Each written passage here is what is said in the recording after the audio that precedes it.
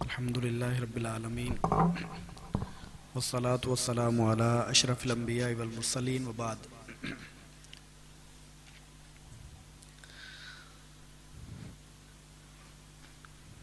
چودواں پارہ ہے۔ اللہ تعالیٰ فرماتے ہیں اِنَّا نَحْنُ نَزَّلْنَا الذِّكْرَ وَإِنَّا لَهُ لَحَافِظُونَ۔ یہ قرآن مجید جسے اللہ تعالیٰ نے ذکر کے نام سے موسوم کیا، فرمایا کہ اس کو ہم نے نازل کیا ہے اور اس کی حفاظت کی ذمہ داری بھی ہماری ہے۔ اللہ تعالیٰ نے جتنی آسمانی کتابیں نازل فرمائیں سوائے قرآن مجید کے، جو صحف تھے، جو کتابیں تھیں، اللہ نے کسی کتاب کی حفاظت کی ذمہ داری نہیں اٹھائی۔ یہی وجہ ہے کہ ان کتابوں میں تبدیلی ہوئی، ان میں لوگوں نے احکامات بھی بدلے، معنوی تحریف جسے کہتے ہیں، اور لفظی تحریف، یعنی قرآن مجید کی جو پہلی جو کتابیں تھیں ان کی جو آیات تھیں وہ تک بدل دی۔ اللہ تعالیٰ نے قرآن مجید کی حفاظت کی ذمہ داری لی، اور آج تک یہ اسلام اور قرآن مجید دونوں کی صداقت کی سب سے بین دلیل ہے۔ اگر کوئی شخص قرآن مجید پر ایمان نہیں رکھتا نا، اس کے لیے یہ بڑی دلیل ہے اللہ کو ایک ماننے کی اور اسلام کو قبول کرنے کی، کہ جس کا دعویٰ اللہ تعالیٰ 1400 سال پہلے کرتے ہیں، آج بھی اس قرآن مجید پر لوگوں نے تحقیق کی، اور ان لوگوں نے جنہیں مستشرق کہا جاتا ہے، جو اس نقطہ نگاہ سے دین کو پڑھتے ہیں کہ دین میں عیب نکالیں، قرآن مجید کو سیکھتے ہیں کہ اس میں سے کچھ ایسی چیزیں نکالیں کہ اس پر اعتراض کیا جا سکے، انہوں نے اس قرآن مجید کے دنیا بھر کے نسخے ملا کر جب دیکھا تو اس قرآن مجید میں تبدیلی نہ پا سکے۔ یہ اس کی بین دلیل ہے۔ اور آپ جانتے ہیں کہ قرآن مجید آپ صلی اللہ علیہ وسلم کے دور میں کتابی شکل میں نہیں تھا، پتوں پہ لکھا ہوا ہوتا تھا، پہاڑوں پہ لکھا ہوتا تھا، پتھروں پہ لکھا تھا۔ اسی طرح جو ہڈیاں ہیں، بڑی بڑی ہڈیاں، شانے کی ہڈی، ان پہ لکھا ہوتا تھا۔ تو یہ ابو بکر صدیق رضی اللہ تعالیٰ عنہ کے دور میں عمر فاروق رضی اللہ تعالیٰ عنہ کے مشورے سے جنگ یمامہ کے بعد اس کو جمع کیا گیا، اور پھر عثمان غنی رضی اللہ تعالیٰ عنہ کے دور میں اس کی نقلیں اور کاپیاں جو ہیں وہ بنا کر پورے سلطنت میں تقسیم کی گئیں۔ تو بہر صورت اس پر تو مسلمانوں کا اتفاق ہے کہ قرآن مجید میں نہ تبدیلی ہوئی ہے، اور ہمارا ایمان ہے کہ انشاءاللہ قیامت تک اس میں تبدیلی نہیں ہو پائے گی۔ اس دور میں بھی آپ نے سنا کہ بعض ممالک میں الفرقان کے نام سے قرآن مجید شائع کیا گیا، جس میں سے سورہ توبہ اور سورہ انفال اور وہ جہاد کی آیات نکال کر اس کو تقسیم کرنے کی کوشش کی گئی، لیکن بہر صورت ایسی کوئی بھی صورت اور کوشش جو ہے وہ کامیاب نہیں ہو سکتی۔ قرآن مجید کے ساتھ ساتھ چونکہ دین صرف قرآن مجید نہیں ہے، حدیث مبارکہ، ہمارے مسلمانوں میں ایک گروہ ایسا ہے جو یہ سمجھتا ہے کہ قرآن مجید کی ذمہ داری تو اللہ نے اٹھائی تھی، یہ تو اپنی محفوظ حالت میں موجود ہے، لیکن جو حدیث مبارکہ ہے وہ محفوظ نہیں ہے، نہ اس کی اللہ نے ذمہ داری اٹھائی ہے اور نہ وہ محفوظ ہے۔ یہ بات درست نہیں ہے۔ حدیث مبارکہ کی جو ذمہ داری ہے، علماء نے لکھا، بعض نے الذکر میں حدیث مبارکہ کو شامل کیا، اگرچہ یہ شاذ رائے ہے، میری رائے میں اس میں صرف قرآن مجید ہے، ذکر صرف قرآن مجید کے لیے بولا گیا ہے، لیکن حدیث مبارکہ کی جو اللہ تعالیٰ نے آپ کے لیے شاید یہ نئی بات ہو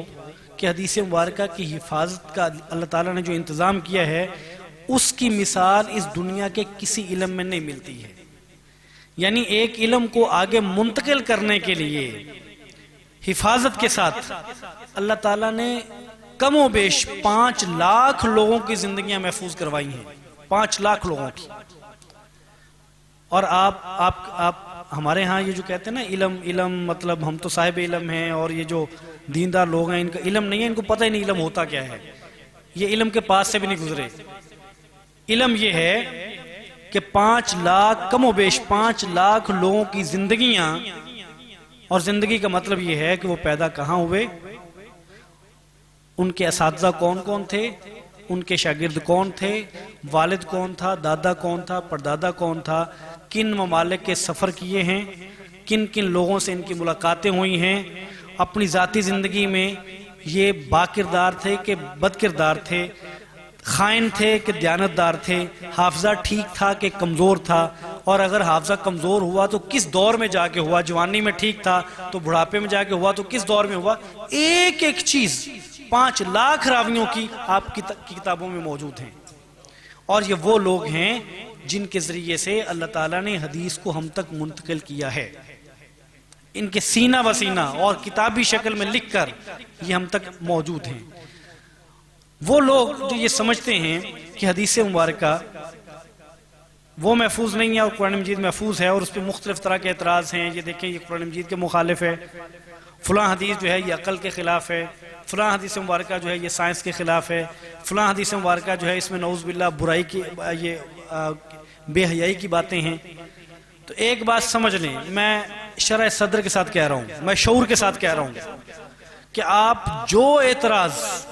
حدیث مبارکہ پہ کریں گے، مسلمانوں سے مخاطب ہوں جو حدیث کا انکار کرنے والے ہیں، جو اعتراض آپ حدیث مبارکہ پہ کریں گے وہی اعتراض قرآن مجید پہ ہوتا ہے۔ جو اعتراض اگر آپ کہیں گے نا کہ وہ فلاں حدیث مبارکہ جو وہ سائنس کے خلاف ہے، تو جس طرح آپ سائنس کے خلاف اس کو لے کے جاتے ہیں نا، اس قرآن مجید کی بہت ساری آیات آج بھی سائنس کے خلاف ہیں۔ اور اگر آپ کہیں نا کہ حدیث مبارکہ میں دیکھیں جی اما جی عائشہ رضی اللہ تعالیٰ عنہا یا خواتین نے غسل کر کے دکھایا مردوں کو، اس طرح کی جو حدیث ہیں جس کو سمجھ نہیں سکے، تو قرآن مجید میں اللہ تعالیٰ نے مریم علیہ السلام فرمایا کہ ہم نے مریم السلام کے رحم میں پھونک ماری، اور وہاں جو الفاظ ہیں، یعنی یہ ایک مثال ہے۔ ہم یہ کہتے ہیں کہ آپ قرآن مجید کو اور حدیث مبارکہ کو مختلف نہیں کر سکتے، اور عقل کے خلاف کہیں گے تو قرآن مجید کی آیات بہت ساری ہیں جو ہم کہیں گے عقل کے خلاف ہیں۔ اگر آپ تضاد کی بات کریں گے تو ہم کہیں گے قرآن مجید میں تو بہت ساری آیات ہیں جو آپس میں مخالف ہیں۔ قرآن مجید میں ایک جگہ پہ کہتا ہے کہ انک لا تہدی من احببت، کہ آپ ہدایت نہیں دے سکتے جس کو چاہتے ہیں، اور ایک جگہ قرآن کہتا ہے کہ آپ سیدھے راستے کی طرف ہدایت دیتے ہیں۔ لیکن یہ بات یہ ہے کہ یہ ایک دوسرے کے مخالف نہیں ہوتی ہیں، اس کا وہ مفہوم ہم سمجھ نہیں سکے جو اس کا مفہوم ہے، ہم اس کو مخالف بناتے ہیں۔ تو بہر صورت قرآن مجید اور حدیث مبارکہ دونوں دین کے بنیادی ماخذ ہیں۔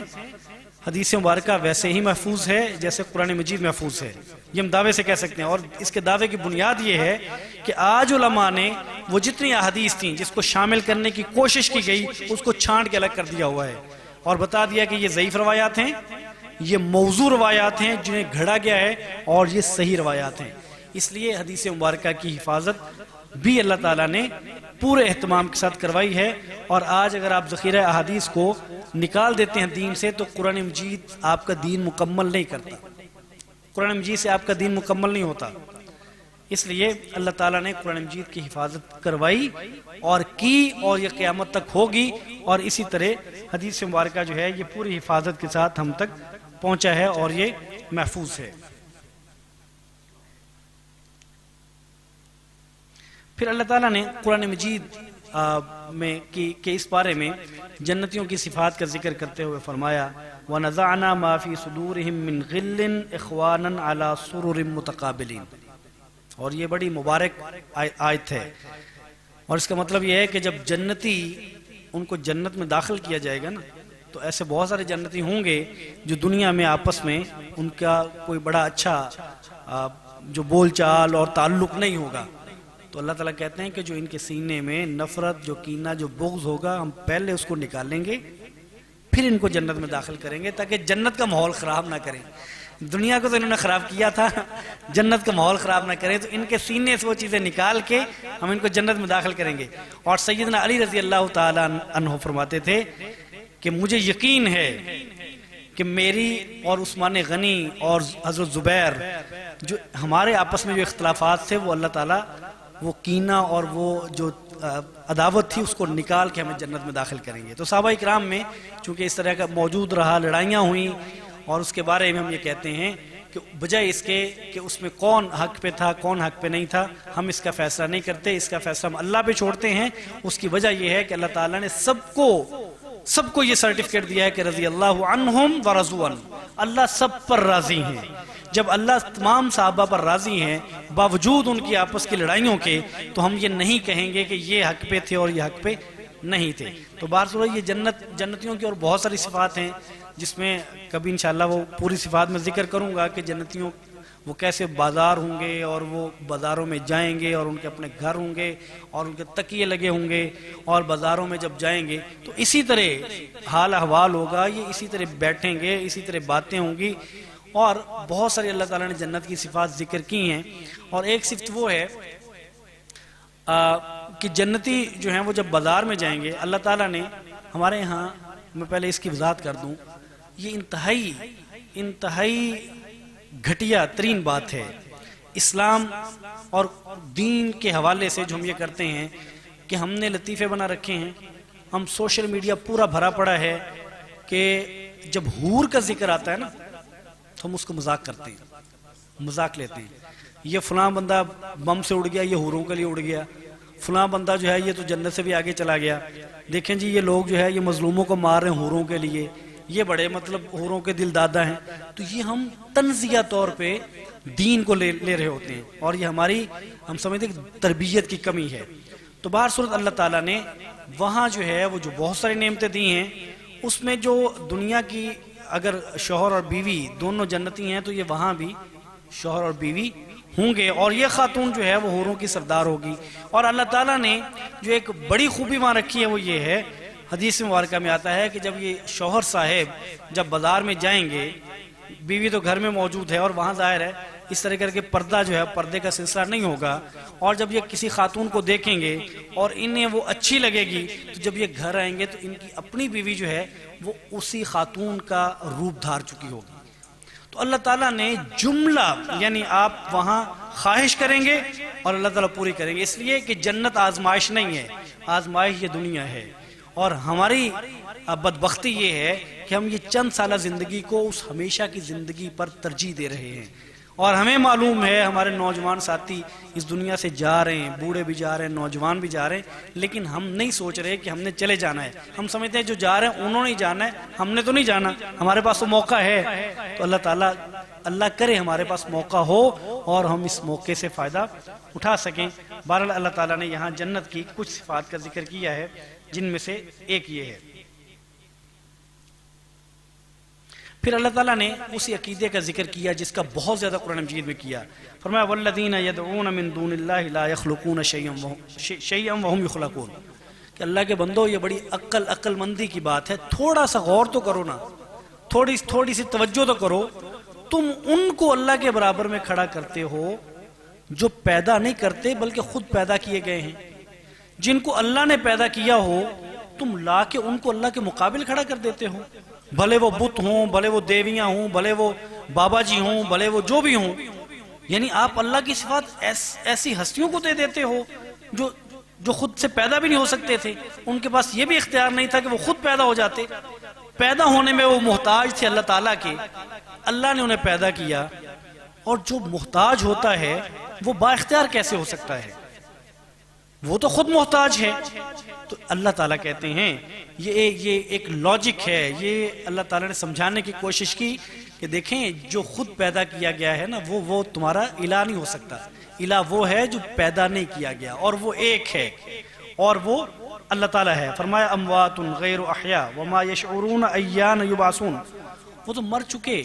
وہ زندہ نہیں ہیں، جو قبروں میں موجود ہیں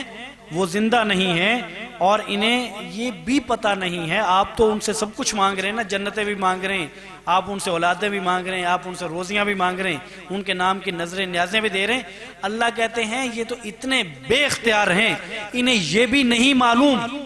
کہ ان کو ان کی قبروں سے کب اٹھایا جائے گا، انہیں یہ نہیں پتہ۔ یہ اللہ کو پتہ ہے کہ کب قیامت قائم ہوگی اور کب انہیں قبروں سے اٹھایا جائے گا۔ یہ تو مردہ قبروں میں موجود ہیں اور انہیں اپنے اٹھنے کا بھی نہیں پتا، اور تم دنیا بھر کی باتیں ان سے جان رہے ہو، تم دنیا بھر کے احتیاجات لے کے ان کے پاس جا رہے ہو۔ تو اللہ کہتے ہیں وہ ایک اللہ ہے، ایک اللہ کے علاوہ کوئی نہیں ہے۔ فرمایا الہکم الہ واحد، تمہارا الہ ایک الہ ہے۔ بہرصورت یہاں اللہ تعالیٰ نے عقیدہ توحید کا ذکر کیا جو تمام عقائد میں سے بنیادی عقیدے کا حامل ہے۔ یہاں اللہ تعالیٰ نے ایک اور بات کا ذکر کیا، وہ بھی عقیدہ توحید کا ہے۔ اس میں یہ ہے کہ کنانا اور ایک اور قبیلہ تھا قریش کا جو فرشتوں کی عبادت کرتا تھا، اور وہ کہتے تھے کہ یہ جو فرشتے ہیں نا یہ اللہ کی بیٹیاں ہیں۔ اللہ تعالیٰ نے یہاں ذکر کیا، فرمایا وَيَجْعَلُونَ لِلَّهِ الْبَنَاتِ سُبْحَانَهُ فَهُوَ مَا يَشْتَهُونَ، کہا کہ انہوں نے اللہ کی بیٹیاں بنا دی، اللہ کی بیٹیاں۔ اور ایک اور مقام پہ اللہ کہتے ہیں کہ اچھا تم نے اگر بنانا ہی تھا، پہلے تو یہ کہ اللہ کی اولاد ہے ہی نہیں، لیکن اگر تم نے کچھ بنانا تھا تو کم از کم بیٹے تو بنا دیتے۔ یعنی تم خود چاہتے ہو کہ اللہ تمہارے پاس بیٹے ہوں بیٹیاں نہ ہوں، تو تم نے جب اللہ کے لیے کسی چیز کا انتخاب کیا تو تم نے بیٹوں کا نہیں کیا، تم نے بیٹیوں کا کیا۔ تو اللہ کہتے ہیں کہ اللہ اسے پاک ہیں، اللہ کی بیٹیاں نہیں ہیں۔ فرمایا وَإِذَا بُشِّرَ أَحَدُهُمْ، یہ وہی بات ہے جب انہیں خوشخبری دی جاتی ہے بِالْأُنْثَى، کہ اللہ نے تمہیں بیٹی دی ہے، ظَلَّ وَجْهُهُ مُسْوَدًّا وَهُوَ كَظِيمٌ، فرمایا چہرہ سیاہ ہو جاتا ہے، بیٹی دے دی اللہ نے۔ اور یہ مشرکین مکہ کی بات تھوڑی ہے، یہ تو آج کی بات بھی ہے، بیٹی دے دی۔ اور ایسے واقعات ایک نہیں بیسیوں موجود ہیں، بیوی کو گھر سے نکال دیا، بیٹی تم بیٹیاں پیدا کر رہی ہو، بیٹیاں تو اللہ پیدا کر رہے ہیں، وہ بیوی تھوڑی کر رہی ہے، وہ تو اللہ پیدا کر رہے ہیں، بیٹیاں دینے والے تو اللہ ہیں، بیٹے دینے والے تو اللہ ہیں۔ اور جہالت کی انتہا یہ ہے کہ بیوی کو گھر سے نکال دیا۔ تو اللہ کہتے ہیں کہ بیٹیاں، اور آپ کو یہ بتانے کی شاید ضرورت نہیں ہے، باشعور لوگ ہیں اور آپ سمجھتے ہیں کہ جو بیٹیوں کی محبت ہے اور جو بیٹیوں سے محبت ملتی ہے وہ بیٹوں سے کب ملتی ہے؟ وہ نہیں ملتی۔ جو بیٹیاں والدین کو محبت دیتی ہیں وہ بیٹے نہیں دیتے ہیں، اور یہ بات بتانے کی ضرورت نہیں ہے۔ اور ان بیٹیوں کو اللہ تعالیٰ نے اپنی رحمت قرار دیا ہے، اور جن بیٹوں کے لیے ہم تڑپتے ہیں اور جن بیٹوں کو دعائیں مانگ مانگ کے لیتے ہیں، کیا معلوم کہ یہ بیٹے جب بڑے ہوں گے تو یہ انگلی سے پکڑ کے ہیں بابا جی اس گھر میں چلے جاؤ، یہاں تم تنگ کرتے ہو، اس گھر میں ہم تنگ ہوتے ہیں، اس گھر میں چلے جاؤ۔ مطلب ان بیٹوں کے لیے تو بات یہ ہے کہ اللہ تعالیٰ کہتے ہیں کہ جب تمہیں بیٹی کی خوشخبری ملے تو تمہارے چہرے تو سیاہ ہو جائیں، تو اللہ کے لیے تم نے فرشتوں کو بیٹیاں بنا دیا، کم از کم بیٹے بنا دیتے۔ تو اللہ کے بیٹے یا بیٹیاں نہیں ہیں، سبحانہ، وہ اللہ پاک ہے۔ اور اللہ تعالیٰ نے یہاں ایک اور عقلی دلیل سے ایک بات سمجھانے کی کوشش کی، فرمایا